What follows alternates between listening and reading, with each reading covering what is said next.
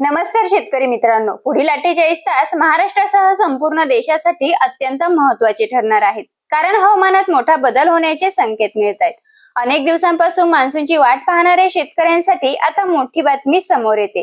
काही भागात मुसळधार पावसाची शक्यता आहे, तर काही भागात अजूनही प्रतीक्षा वाढू शकते.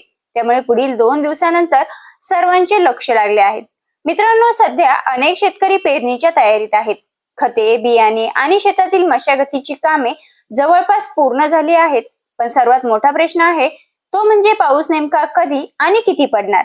कारण एकदा पेरणी केली आणि नंतर जर पावसाने दगा दिला तर मात्र मोठं नुकसान होऊ शकतं. आता मिळालेल्या संकेतांनुसार अरबी समुद्र आणि बंगालच्या उपसागरातून मोठ्या प्रमाणात आर्द्रता भारताकडे येत आहे. त्यामुळे ढगांची संख्या वाढत आहे आणि मान्सून पुन्हा वेग पकडण्याची शक्यता निर्माण झाली आहे. पुढील 48 तासात अनेक भागांमध्ये पावसाच्या जोरदार सरीही पाहायला मिळू शकतात. तर महाराष्ट्रातील कोकण विभागात सर्वप्रथम पावसाचा प्रभाव वाढण्याची शक्यता आहे. त्यानंतर पुणे, नाशिक, सातारा, कोल्हापूर, अहमदनगर, छत्रपती संभाजीनगर, जालना, बीड, नांदेड, लातूर, नागपूर, अमरावती आणि यवतमाळसह अनेक जिल्ह्यांमध्ये वातावरण बदलू शकते.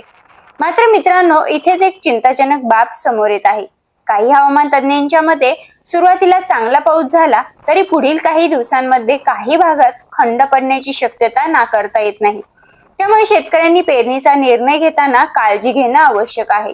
आता सर्वात मोठा प्रश्न तो म्हणजे हा पाऊस खरंच शेतकऱ्यांना दिलासा देणार की पुन्हा एकदा चिंता वाढवणार.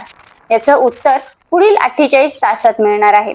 कारण मान्सूनची पुढील वाटचाल आणि पावसाचा जोर यावर खरीप हंगामाचे चित्र अवलंबून राहणार आहे.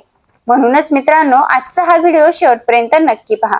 कारण पुढे आपण पाहणार आहोत की महाराष्ट्रातील कोणत्या जिल्ह्यांमध्ये पावसाची सर्वाधिक शक्यता आहे, कोणत्या भागात पेरणीसाठी अजून थांबणं गरजेचं आहे आणि हवामान विभागाचा नेमका अंदाज काय सांगतोय.